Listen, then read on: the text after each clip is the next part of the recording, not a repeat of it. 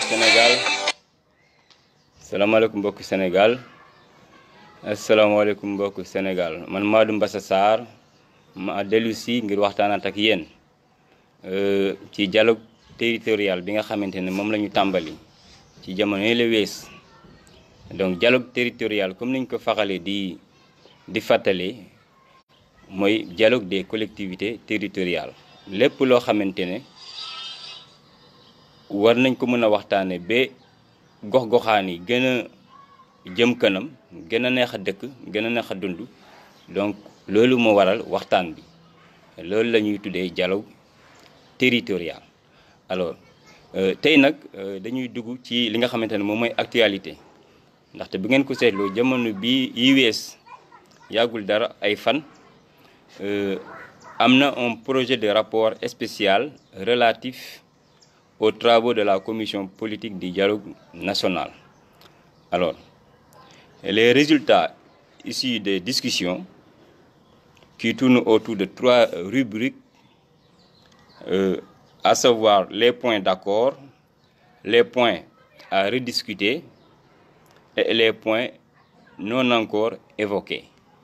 Donc bi ñu liiree rapport bi ci ñetti rubrique yooyu gisuñ ci fenn fi ñuy wax le problème du cumul des mandats au Sénégal te ñu jàpp ne loolu mooy problème bi nga xamante ne moo gën a tar moo gën a am solo ci biir dialogue territorial bi ndaxte ñëpp xam nañ ne problème mu Sénégal mooy la gestion des collectivités territoriales.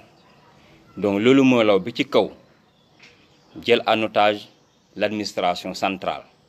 Kon bu ñu bëggee Sénégal jëm kanam bu ñu bëggee Sénégal émerger comme ni ñu koy waxee il faut que ñu joyanti ni ñu yore dëkkaan yi muy collectivité territoriale yi. Donc moo tax bi ñu gisee commission def ay proposition war koy jébal le président de la République monsieur Macky Sall ci ni ñu waxee suba dañuy tiit ndaxte li bloqué le bon fonctionnement des collectivités territoriales foofu la nekk mooy le cumul des mandats te waxoon nañ ko fi moo tax ñu dellusiwaat ci le cumul des mandats dafa nekk loo xamante ne day jox pouvoir ay doomu aadama pouvoir yoo xamante ne mënoon nañ ko séddale ci ay yeneen i doomu aadama yoo xamante ne ay nit ñu mën seen liggéey lañ ñu xam seen liggéey lañ ñu jël ko boole ko teg ko ci benn loxo maanaam da ngay gis nit nekk maire nekk député wala nga gis nit nekk maire nekk ministre wala nga gis nit nekk maire nekk DG wala nga gis nit nekk maire nekk PCA wala nga gis nit nekk maire nekk député wala nga gis nit nekk conseil municipal nekk conseil départemental nekk au conseil des collectivités. Donc da ngay gis ay Sénégalais yoo xam dañuy dajale ay ñaari poste ñetti poste ñeenti poste mu mel ni Sénégal amul des gens qui sont compétents.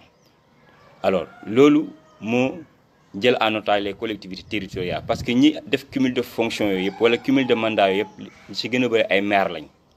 Léegi nag ñun liñ ci jaaxal mooy opposition bi pourquoi opposition bi waxul ci problème bi ñu nekk di daw di tympaniser nit ñi ci problème mu 3e mandat boo xamante ne accès gul war a ñëw 2024 nit ñi nekk 2020 3e mandat nekk 2024 nit ñi war a toog liggéey Sénégal ñoom ñu nekk ci waxu 3e mandat di tympaniser nit ñi.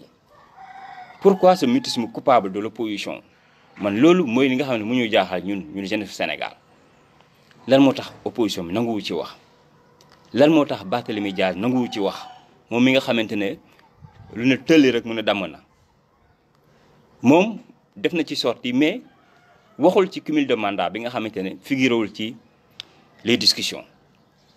Alors Barthélémy Dias s'est aventuré à dire que le président Macky Sall serait même tenté à prolonger ce mandat-ci. Donc nee na président Macky Sall au-delà de sa volonté de vouloir briguer un 3e mandat nee na à défaut de ça le président Macky Sall mën na am un 3e demi-mandat, c'est-à-dire que mën na fexe def ay jeu politique ba pousse élection locale yi ba 2022 pousse élection législative yu war a am 2022 ñu dem 2024 pousse élection présidentielle yi de 2 à 3 ans. Donc loolu yëpp ñu ngi ciy spéculer di jéem a tromper sénégalais yi di leen di créer de faux débats comme ni ñu ko defee avec le 3e mandat, parce que l'opposition au Sénégal, l'opposition n'a pas de programme alternatif. Programme opposition bi mooy diaboliser le président Macky Sall, essayer de déstabiliser le président Macky Sall te mënuñu ko. Donc tout leur programme tourne autour de la diabolisation du président Macky Sall, parce que l'opposition n'a pas de programme alternatif. amuñ benn projet de société bu ñu mën a présenter les Sénégalais ba Sénégalais yi am yaakaar ci ñoom. Et puis de quelle opposition il s'agit? De quelle opposition? Opposition parce que Sénégal tey ni muy doxee ak ñi fi nekk yaakaar na war nañu wutu le président Macky Sall. Sénégalais yi wóoluwuñu leen, convaincre ñu Sénégalais yi. Alors moo tax ma bëggoon ñëpp dellu si bàyyi seen xel ci li nga xamante ne moo jar a xeex mooy le cumul des mandats au Sénégal.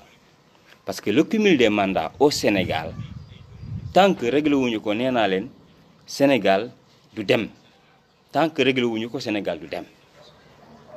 Donc boo gisee opposition bi nangu ci wax mooy que ñoom affaire bi day impacter négativement ci ñoom, day impacter négativement ci ñoom, parce que Barthélémy Dias bëgg na nekkaat député nekk maire, Aïda Mbodj docteur Aïda Mbodj bëggaat na nekk maire nekk député. D'ailleurs moom sax amoon na ci problème cumul de mandat yi, ndaxte dafa la nga amoon ci ñetti poste, président du conseil départemental nekk maire nekk député, ba loolu indi woon na fi coow jamono ne la wees. Donc lan moo tax opposition bi nanguñu wax ci cumul de mandat yi, ndax ñuy wax ci 3e mandat président Macky Sall boo xamante ne ñëwagul. Lan moo tax Ousmane Sonko nanguwul wax ci 3e mandat bi, ndax muy wax ci leneen. Parce que le cumul des mandats dafa intéressé Ousmane Sonko, parce que Ousmane Sonko veut devenir maire et continuer à être député à l'Assemblée nationale. Donc en résumé bu ngeen gisee opposition bi nanguwuñu wax muy ñi ma tudd ak ñi ma tuddul, li tax nanguwuñu wax ci le cumul des mandats au Sénégal, c'est parce que le cumul des mandats les arrange. Kon opposition Sénégal nii la tëddee, bu état bi jëlee une décision, wala les acteurs politiques qui sont de la mouvance présidentielle bu ñu jëlee une décision bi nga xamante ne arrangé na leen, ñoom ñu ne pat kenn du leen dégg, bu leen arrangé wul ñu yuuxu ci mbedd mi, takk ay rajo di yuuxu fu nekk. Kon Sénégalais yi la ñuy nax. La jeunesse du Sénégal nag yeewu nañ léegi, kenn mënatu leen nax te xam nañ le moment venu ki ñuy porter seen choix votel ko, ndaxte opposition bii nii ñoo gën a yées le parti qui est au pouvoir, ndaxte seen bopp rek lañ fi nekkal. Ci kaw loolu moo tax ñu ne au-delà de la suppression du cumul des mandats au Sénégal bi nga xamante ne moom la ñu ñaan le président Macky Sall mu initier un projet de loi qui supprime le cumul des mandats au Sénégal. Au-delà de ce vœu, de cette demande solennelle à l'endroit du président Macky Sall, au-delà de ce cumul de mandats bi nga xamante ne dafa war a dëj ci Sénégal, dañu am yeneen proposition. Proposition bi ci njëkk mooy le cumul du statut de chef de parti et de député et de mandat de député, le cumul du statut de chef de parti et de mandat de député. Ndaxte boobu moo gën a am solo fuuf le problème du 3e mandat. Xam ngeen lu tax? Ndaxte da nga nekk un chef de parti, profiter du plus fort reste ci élection législative dem à l'Assemblée nekk fa député di perturber le bon déroulement des travaux de l'Assemblée nationale pour gën a jox sa parti image gën a jox sa parti crédibilité gën a may sa parti tour pour faire la promotion de ton parti. Donc loolu benn la. ñaareel bi mooy au Sénégal il y a plus de 300 partis politiques ku ci nekk da ngay créer un parti politique par les jeux d'alliance nga fexe figurer sur les listes lors des élections législatives pour jàll dem assemblée nekk fa député nekk fa sa bopp. Donc troisième chose bi mooy da nga nekk un chef de parti nekk maire dem assemblée nationale nekkaat fa, donc accumuler beaucoup de pouvoir def sa bopp ne yow actuellement tu peux jouer le rôle de président de la République dans la rue et def lu la neex. kon moo tax ñu ne le président Macky Sall a initié un projet de loi qui interdit le cumul des statuts de chef de parti et de député, le cumul des statuts de chef de parti et de membres de haut conseil des collectivités territoriales, le cumul des statuts de chef de parti et de membres du conseil économique, social et environnemental. Donc loolu la ñu bëgg le président Macky Sall nga jël initiative boobu def un projet de loi soumettre ko à l'Assemblée nationale. Les députés également qui sont à l'Assemblée nationale, les députés de l'opposition laay waxal, parce que mouvance présidentielle bu ñu initier benn proposition de loi sax dañuy naan ils le font pour l'intérêt du président. Mais vous les députés de l'opposition qui êtes à l'Assemblée nationale yéen la ñuy waxal. lii xam ngeen ne lii lu am solo la ci li mën a jëmal Sénégal kanam. Donc jëlee seen initiative ngeen def une proposition de loi à l'Assemblée. Un projet de loi à l'Assemblée qui interdit le cumul des mandats électifs au Sénégal, ak une proposition de loi qui interdit le cumul du statut de chef de parti et de député.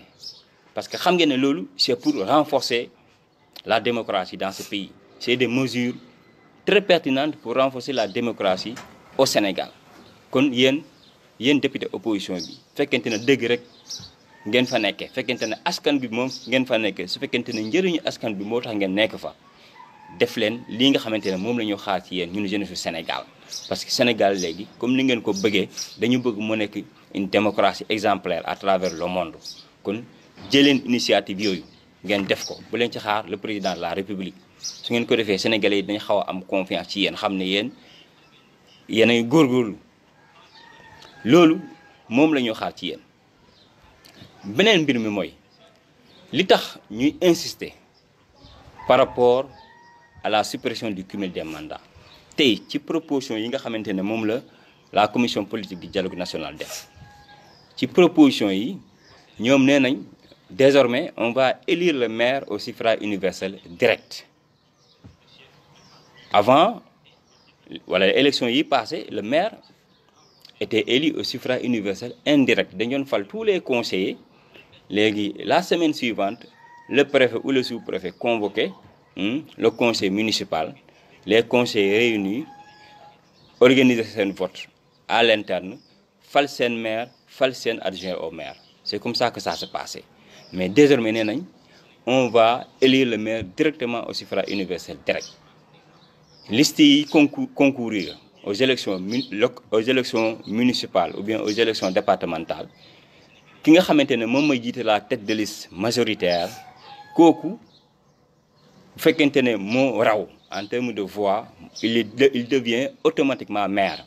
Mais là aussi nañ def benn parenthèse parce que le maire d'accord nañ ne il doit être élu au suffrage universel direct. Mais à quel tour? Donc il faudrait également que ñoom bu ñuy def seen réforme yi ñu préciser que le maire doit être élu au suffrage universel direct, mais à 2 tours.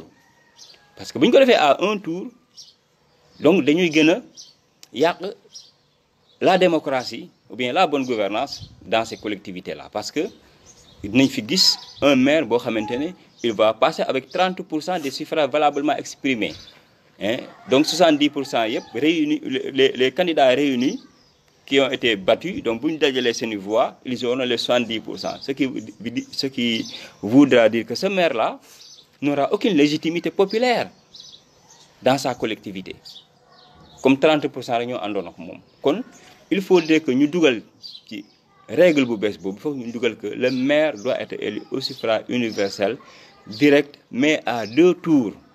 Donc bépp maire bu amul une majorité absolue à l'élection, on doit organiser un 2e tour entre le premier et le 2e candidat.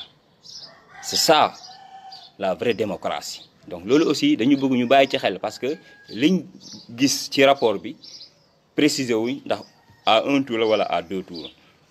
Donc bu ñuy dem ci jamono boo xamante ne on veut renforcer le maire, on veut redonner plus de pouvoir au maire, on veut redonner plus de légitimité au maire. Cela veut dire quoi? Cela veut dire que donc dañu bëgg a jël maire bi ne ko yow yaay le patron, yaay le vrai patron de ta localité. Et pour être un vrai patron de sa localité, tu dois être sur place. Tu dois avoir un temps pour ta collectivité. Tu dois avoir un temps pour tes populations. Da nga war a am jot. Da nga war a am yitte. Da nga war a xam li xew ci sa gox. Te loolu un maire mënu ko def en cumulant son poste de maire avec un poste de ministre. Loolu mënul nekk. On ne peut pas attraper 2 lapins à la fois. Mënoo nekk Fatick nekk fi maire, bëgg a nekk Dakar nekk fa ministre. Mënoo nekk Ziguinchor maire, bëgg a nekk Dakar nekk fa ministre. Mënoo nekk Saint-Louis maire, bëgg a nekk Dakar nekk fa ministre. Bëgg a doxal sa fonction gouvernementale, bëgg a doxal sa fonction territoriale correctement, alors que elles sont diamétralement opposées. Mais pourquoi on parle de décentralisation?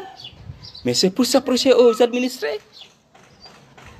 Kon mënoo ne yow tu es un acteur local bëgg a cumuler sa fonction, bëgg a nekk en même temps un acteur national. Ça n'a pas de sens. Mieux, réforme bi ñuy def nii, ça renforce davantage les pouvoirs du maire pour que mu gën a toog ci goxam toppatoo askanam. Kon dama ne la suppression du cumul des mandats, ça devient un impératif catégorique. Kooku ñëpp a ci war a jóg di ko wax xeex ko ba gouvernement bi proposer une loi. Ñëpp a ci war a jóg, non seulement les acteurs politiques mais la société civile dañ ci war a jóg, parce que lii c'est une demande sociale. Ñun loolu la ñu bëgg, loolu la ñuy ñaan le président Macky Sall mu def ko. Bu ko deful yéen les députés qui sont de l'opposition, qui sont à l'Assemblée, leen def leen ko seen combat. Fekkente ne vraiment pour population bi ngeen fi nekkal. Donc ma dellu si waat ci opposition bi. Kon yéen opposition bi dañu bëgg ñun jeunesse Sénégal dañu bëgg ngeen noppal ñu ci waxu 3e mandat. Le président Macky Sall bi nga xamante ne sénégalais yoo ko fal à majorité, il vient de débuter son 2e mandat. Des na 4 ans balaa ñuy waxte élection présidentielle. Kon nañu may jàmm, li ñu war a wax nag, li ñu war a wax opposition bi li ñu war a xam nañ ko. Wax leen ci le cumul des mandats bi nga xamante ne da ngeen ci gis seen bopp moo tax ngeen tëj seen làmmiñ yi te du ngeen ci wax. Ci loolu ngeen war a wax. Ba lañ fi tànqale di wax affaire 3e mandat. 3e mandat jotagul, nañu xaar ba 2023 ñu door ci 3e mandat. Wax leen ci lii cumul de mandat bi nga xamante ne moo jëlee collectivité locale en otage. Benn gox mënul avancer parce que da ngeen toog ci mairie yi ba pare yore yeneen fonction talu leen seen dëkk. Hivernage bi rek wane na ko, boo taalee télé foo tourner ñëpp a ngi yuuxu inondation, eaux usées, eau sale, ordures ménagères. Donc et c'est le travail des collectivités. C'est parce que maire yi amuñu jot seen gox-goxaane bu ñu leen falee rek ñu ngi xalaat dem Dakar toog fa di yaataa yumbe. Donc ay meeru ngente wala ay meeru dëj lañ fi nekkee. Donc ce sont des maires événementiels wala meeru korité wala meeru tamxarit. Bu tamxarit jotee ñu wàcce fi ay nag di séddale yàpp bu tabaski jotee ñu indi ay xar bu weeru koo jotee ñu indi suukar indi tàndarma événement yooyu bu passé pare nañ kenn dootu leen gis maire yooyu lañu am au Sénégal ci ci gën a bëri donc taluñu nu ñu toppatoo seen i dëkk ndaxte kuñ ci fàllek yaa ngi séntu leneen ca kaw moo tax loolu ñuy séntu ca kaw nag loolu lañ fa war a dindi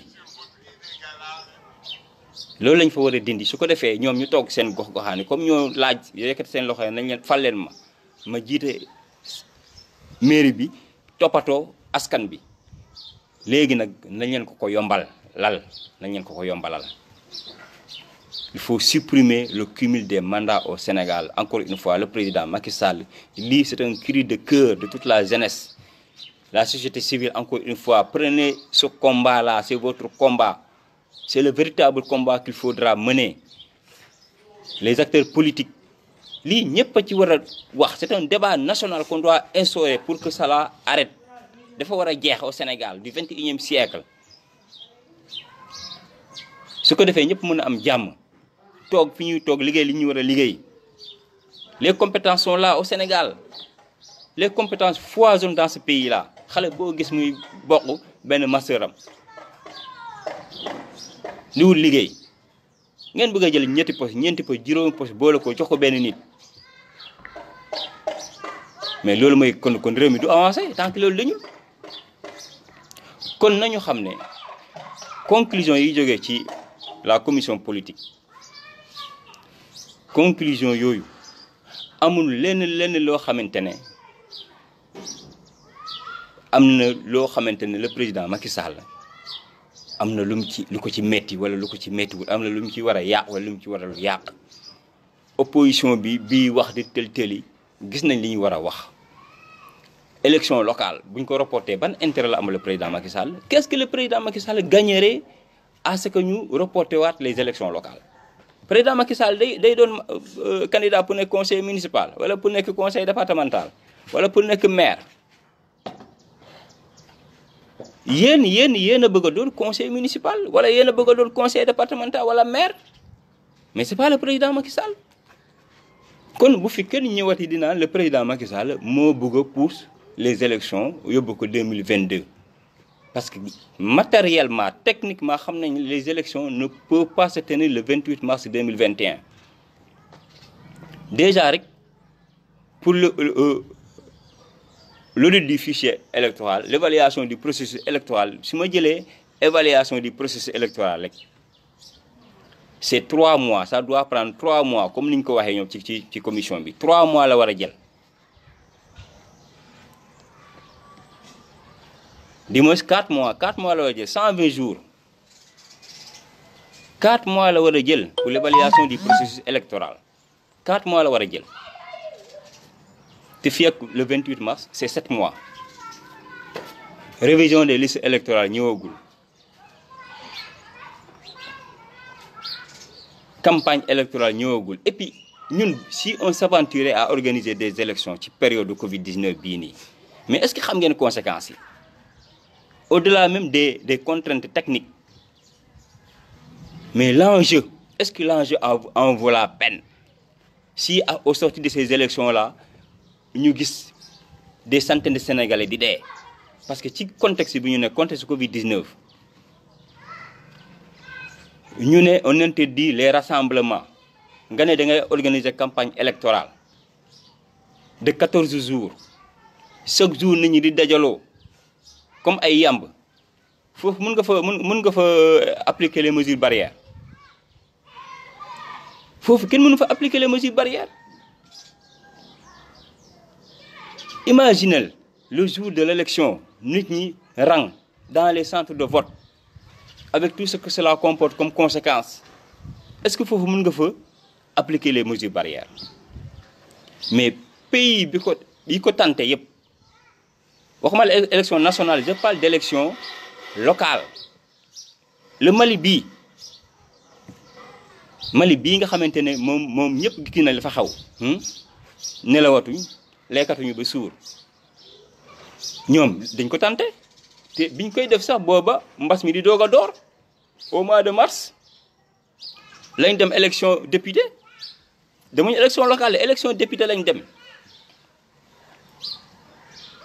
mais taux de participation bi ça tourne autour de 30% parce que ñenn ñi sax au-delà des rassemblements ñenn ñi dañu ne duñ dem voté ji ndaxte doo dem voté ji ba pare boo ñëwee dugal sa baaraam ci encre indélébile bi keneen ñëw dugal te xamoon da ko daa corona wala nga ñëw jël bic bind keneen ñëw bind te xamoon da ko daa am corona au-delà des contraintes de rassemblement même dans la pratique pour voter même ça pose problème parce que les bulletins de vote et tout ça yooyu yëpp ay courroies de transmission du virus là donc dama ne nañu delloo si xel yi xam ne Sénégal ñun ñëpp a ko bokk kenn gënu fee bëgg sa morom Sénégal ñun ñëpp a bëgg Sénégal ñun ñëpp a bëgg Sénégal émerger ñun ñëpp a bëgg Sénégal am jàmm ñun ñëpp a bëgg doomi sénégalais yi wër di dundaat nañ meloon di defaat lañ doon def ñëpp a ko bëgg.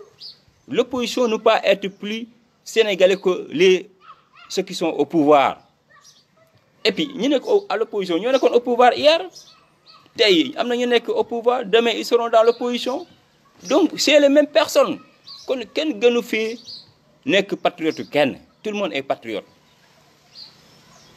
kon nañu xam ne techniquement et matériellement les conditions ne sont pas réunies pour organiser des élections le 28 mars 2021 mais contextuellement aussi les conditions ne sont pas réunies kon bu ñuy reporter les élections c'est dans l'intérêt supérieur de tous les Sénégalais kooku yoonu Macky Sall newu ci Macky Sall day constater rek xam ne c'est ça la réalité kon ñu xam ne élection locale élection territoriale ñu reporter ko encore une fois du ci coobare le président Macky Sall du moom moo ko bëgg le président Macky Sall du moom moo ko digle du moom moo koy digle parce que amul benn intérêt bu mu ciy gagné au contraire opposition bi du yuuxu suba ngoon guddeeg bëccëg ñoom ñoo am intérêt ñu reporter les élections territoriales. Élection législative le président Macky Sall amul intérêt à ce que ñu reporter ko parce que encore une fois il ne sera pas député mënul nekk député soxlawul député moom président la sénégalais yi ñoo ko fal jiital ko ne ko suñu présent ak suñu avenir dënk nañ la ko à travers les suffrages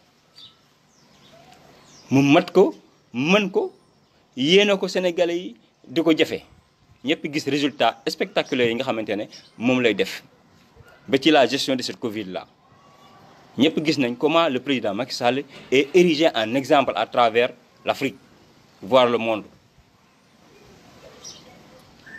Tout le monde court pour copier le modèle de gestion de la Covid du Sénégal et la preuve en est que ba président Macky Sall dindee yenn mesures yi nit ñi di dem di dikk lan lañ fi wax ne l'État a reculé un État doit pas reculer un État doit être fort loolu lañ fi doon wax ci télé ak rajo yi mais tey qu'est-ce qui se passe à l'étranger dans presque toutes les grandes villes de l'Europe les populations sortent pour manifester contre les mesures de restriction face au Covid à la Covid saa yoo yeewoo population yi ci tubaab yi ñu ngi génn di manifester di kaas ne mënatuñu leen tëj seen kër yi dañuy war a doxi seen soxla mais le président Macky Sall visionnaire qu'il est il a anticipé sur ça moo tax de tels événements ne se sont pas produits au Sénégal parce que moom day gis loo xamante ne ñëwagul yàllaa ko may nag macha allah kon ngeen xam ne Sénégal liñ koy doxalee nii président Macky Sall nekk ca bopp ba ñoo Sénégalais yëpp ñoo ko ki sant lii lañ doon xaar ci moom opposition bi nag li ngeen war a wax leen ko li ngeen war a wax leen ko te Sénégalais yëpp foofu lañ leen di xaar battez-vous luttez pour que le cumul des mandats soit banni, soit supprimé dans ce Sénégal-là. Battez-vous pour que le maire ne puisse plus occuper une autre fonction à dimension nationale. ndax mu mën a am jot toog ci collectivité am gérer askanam loolu mooy les véritables combats. Battez-vous encore une fois pour que les chefs de partis politiques ne puissent pas être députés à l'Assemblée nationale. loolu moo gën a am solo ngeen di naan il faut que le président de la République ne soit pas en même temps président d'un parti. loolu c'est pas un combat. Le cumul du statut de chef de l'État et de chef de parti loolu c'est un faux combat. C'est un faux combat. Président de la République boo xamante ne bi muy dem ne candidat laa jox leen ma réew mi parti moo ko porté à la tête askan bi xam ko ñëpp xam ko votel ko mu gagné avec 60%. yéen ngeen ne waratul jiite parti te bi muy dem élection di laaj les suffrages des Sénégalais parti bi la jiite woon nit ñi xam ko votel ko loolu ça n'a pas de sens. li ngeen war a wax kay mooy un chef de parti moom comme son objectif principal c'est de diriger le pays warul dem à l'Assemblée nationale parce que Assemblée nationale boo fa nekkee askan bi nga fa war a nekkal or que boo nekk un chef de parti nekk à l'Assemblée nationale comme ni ko Ousmane Sonko di defee doo fa nekkal le parti doo fa nekkal du moins le peuple mais sa parti nga fay nekkal. Donc Ousmane Sonko nous a donné l'exemple le plus spectaculaire par rapport à cette position-là. nga nekk un chef de parti dem à l'Assemblée nationale di fa simb di fa def cinéma pour jaay sa parti donc doo fa nekkal askan bi kon loolu dañ ko war a dindi nekk chef de parti nekk député dañ ko war a dindi au Sénégal comme wóolu nga sa bopp ne da nga bëgg a jiite réew mi foncer droit tout droit nga dem sénégalais bu ñëwuloo dénk la réew mi say nit nag. am nga des gens qui sont compétents des hommes et des femmes qui sont dans ton parti yóbbu leen à l'Assemblée ils vont jouer le rôle de député. Président Macky Sall mosul xëccoo pour dem assemblée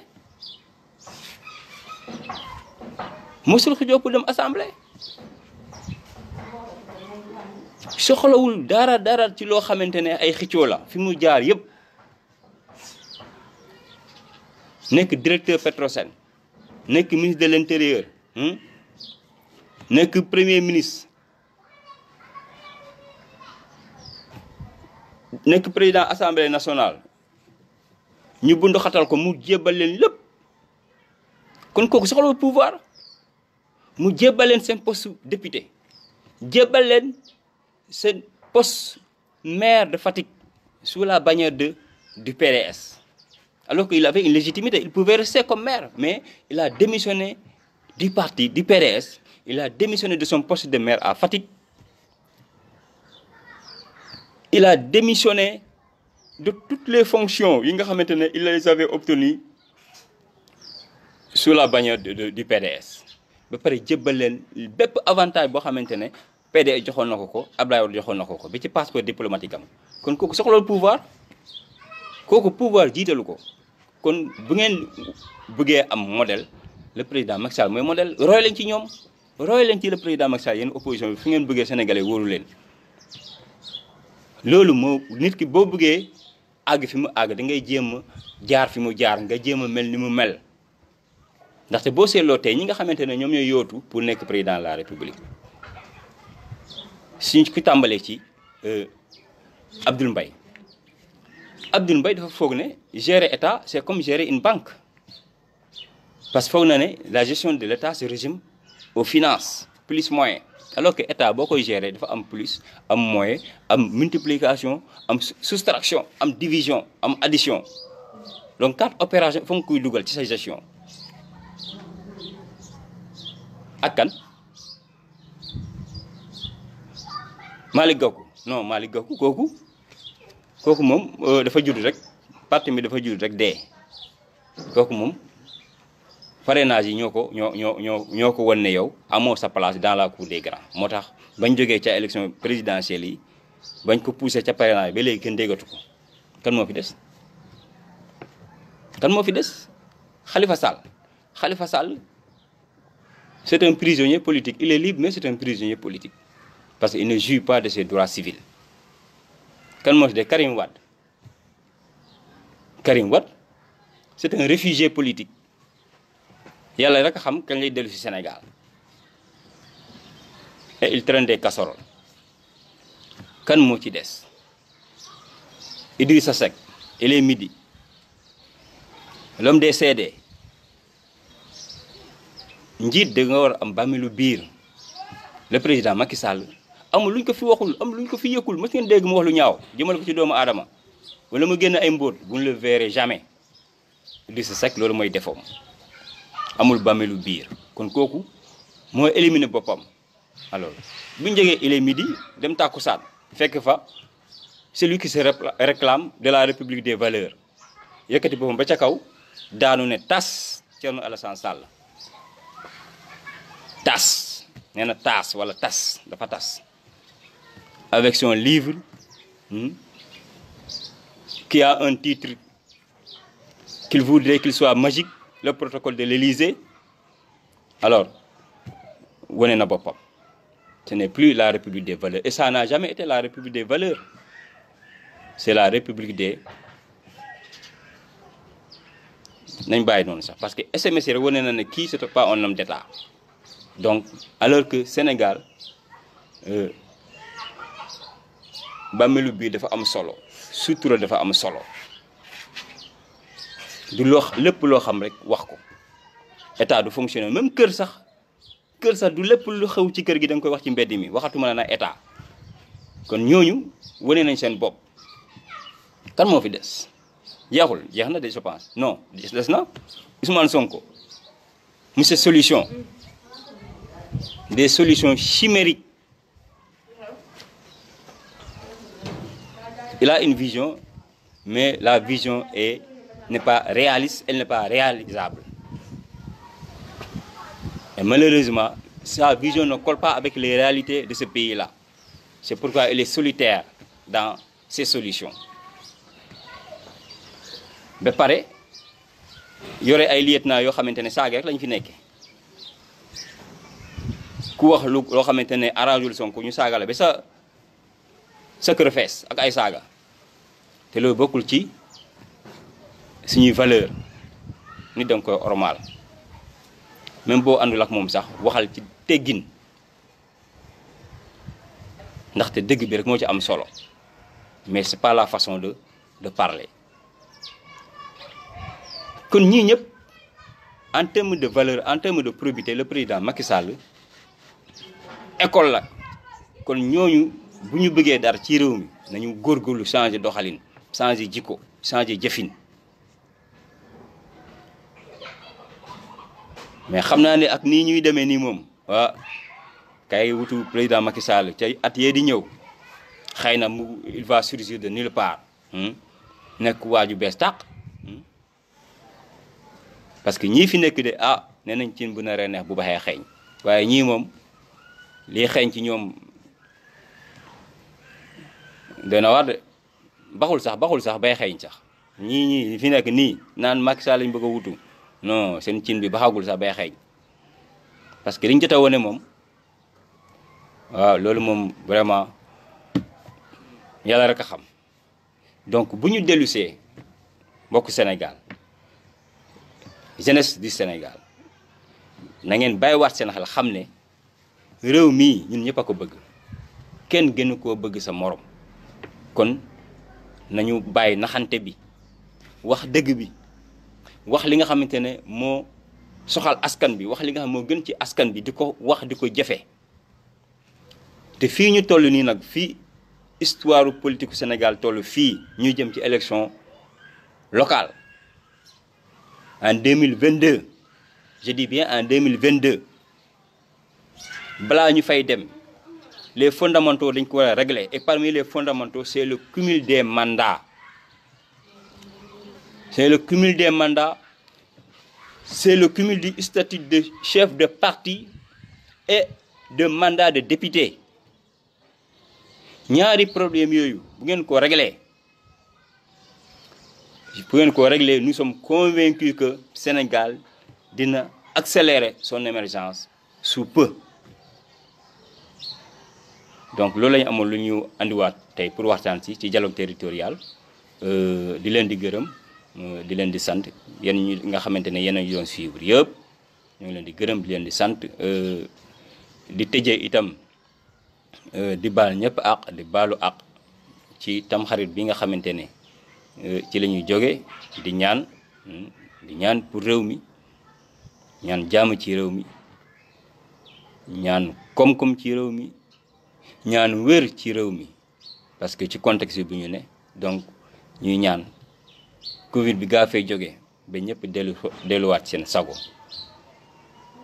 ndaxte Sénégal a besoin de tous ses bras moo xam ay ndaw lañ moo xam ay mag lañ te feebar bi mag ñi lay gën a yóbbu kon ñu gën a góorgóorlu ci mesures barrières yi ba suñ mag ñi ñu mën leen a aar ba ñu nekkaat fi di ñu gungewaat parce que comme ni ko Hampâté Bâ waxee en Afrique un vieillard qui meurt est une bibliothèque qui brûle te on a besoin encore de ces expériences de tous ces vieux et vieilles on a besoin de leur expérience ci ni nga xamante ne noonu la Sénégal di doxee asalaamaaleykum wa rahmatulahi taala wa barakaatu.